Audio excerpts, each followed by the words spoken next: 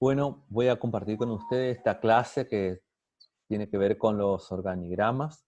Esta clase la vamos a dividir en dos partes. En esta primera parte vamos a hablar en general de todo lo que es organigrama, y en una segunda parte vamos a hablar de cómo se construyen o cómo se pueden realizar o confeccionar los organigramas. Por definición, sabemos que un organigrama es una representación esquemática de una estructura, de una unidad organizativa, de una organización, con la correspondiente indicación de la línea de autoridad y también las líneas de mando. También podemos definir al organigrama como una representación gráfica simplificada de la estructura orgánica de una institución o de sus unidades administrativas. Lo que queremos hacer cuando confeccionamos un organigrama es esquematizar en forma gráfica la estructura de una organización.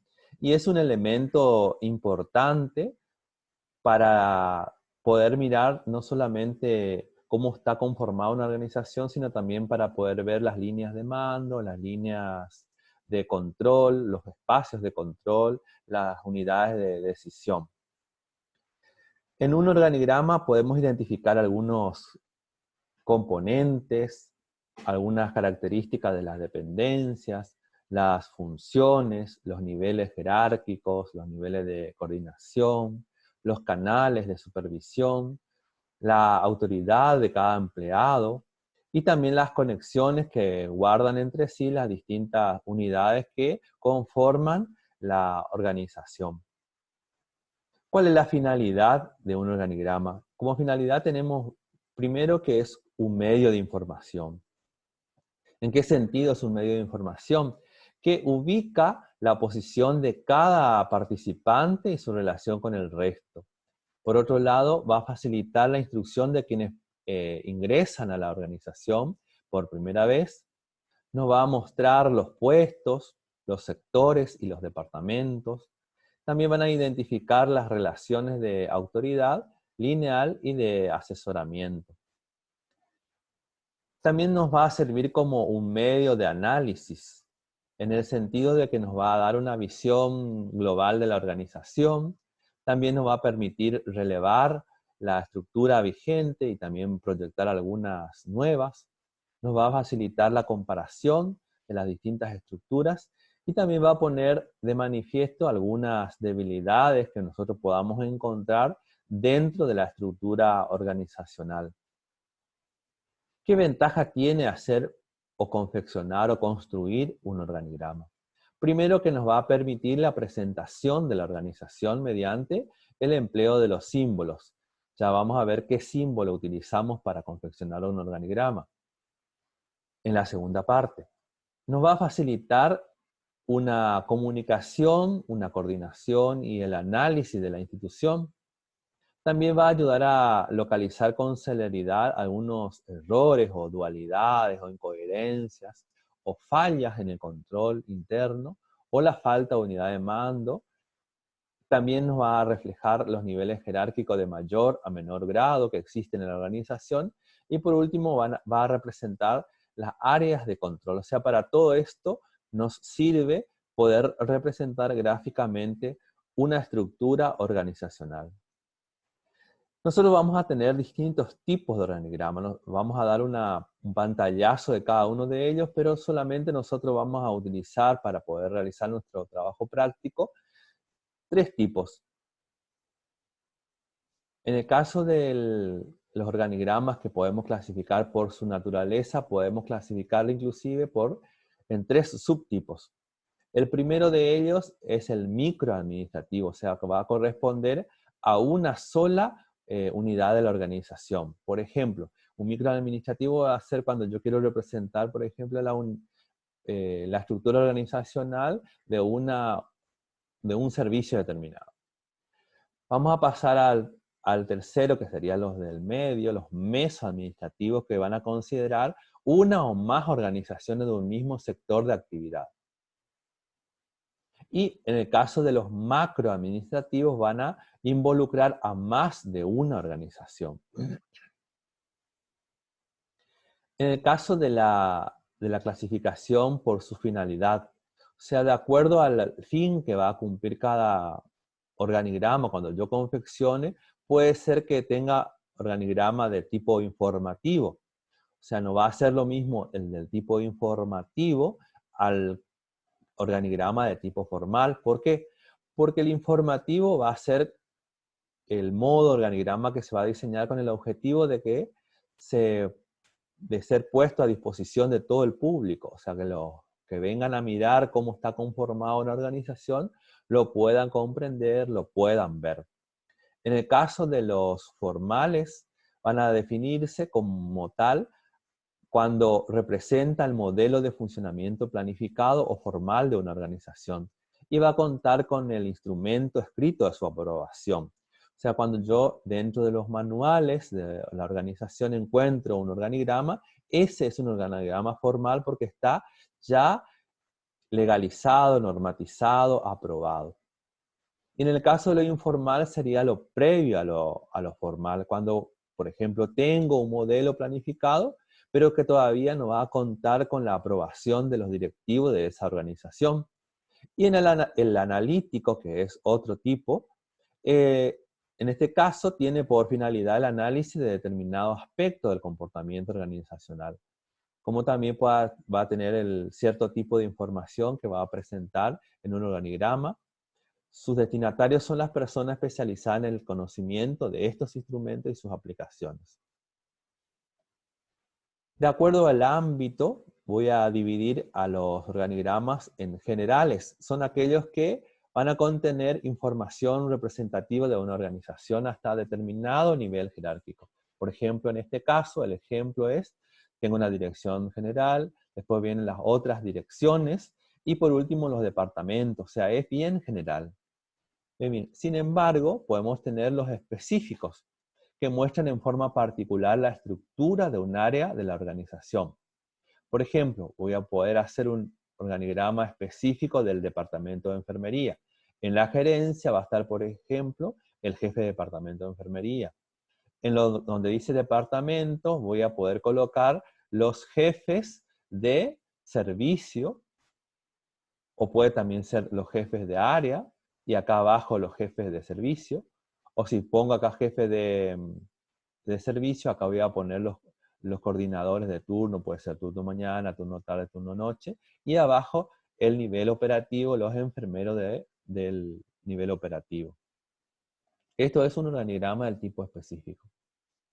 En el caso de la clasificación según su contenido, voy a poder ver que hay organigramas integrales, que son representaciones gráficas de todas las unidades administrativas de una organización y sus relaciones de jerarquía o dependencia. Esos son los integrales. Por ejemplo, cuando yo quiero representar en forma integral todo un hospital o toda una institución de salud, lo puedo hacer de acuerdo al contenido que va a ser integral.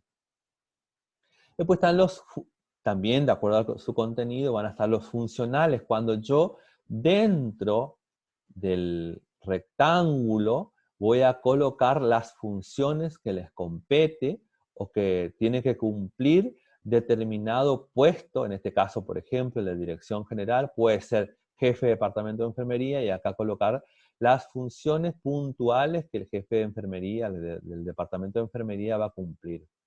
Este tipo de organigrama es de gran utilidad para capacitar al personal a presentar a la organización en forma general.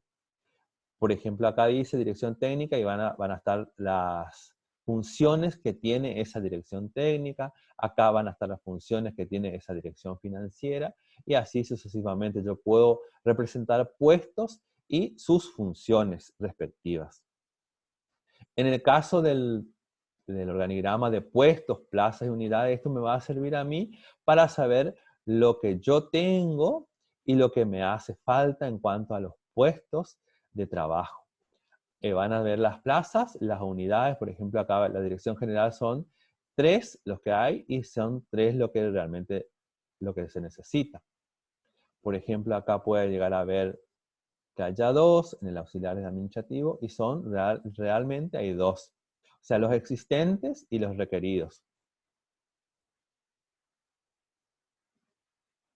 En el caso de su disposición gráfica, que es la que nosotros vamos a utilizar, estas pueden ser de 5 subtipos. Principalmente nosotros vamos a utilizar la vertical.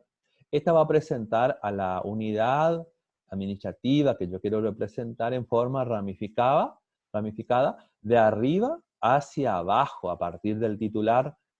En la parte superior está el nivel jerárquico superior y después empieza a bajar el nivel hasta el nivel inferior. Son lo de uso más generalizado en la administración, por lo cual los manuales de organización recomiendan que se emplee este tipo de organigrama, o sea, el organigrama vertical, o sea, de representar de arriba para abajo.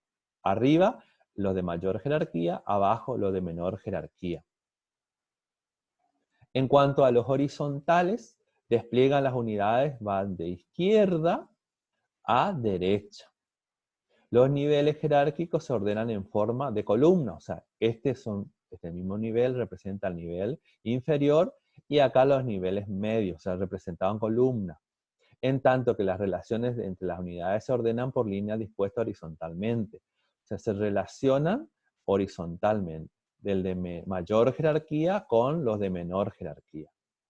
Este es también otro tipo de organigrama que podemos utilizar, que de hecho nosotros recomendamos que se puedan utilizar cuando les pidamos el trabajo práctico de organigrama. En el caso de los mixtos, este tipo de organigrama utiliza la combinación de los dos anteriores, el del vertical y el del horizontal. En la parte superior ustedes van a ver que es vertical, pero en la parte inferior se torna horizontal. ¿Sí? Esto también lo podemos utilizar y es bueno porque de ese modo utilizamos mejor los espacios. Este es un organigrama de bloque que nosotros no lo utilizamos. Es una variante de los verticales y tiene la particularidad de integrar un mayor número de unidades en espacios más reducidos. Como verán, acá hay una subsecretaría y hay todo, acá están con números.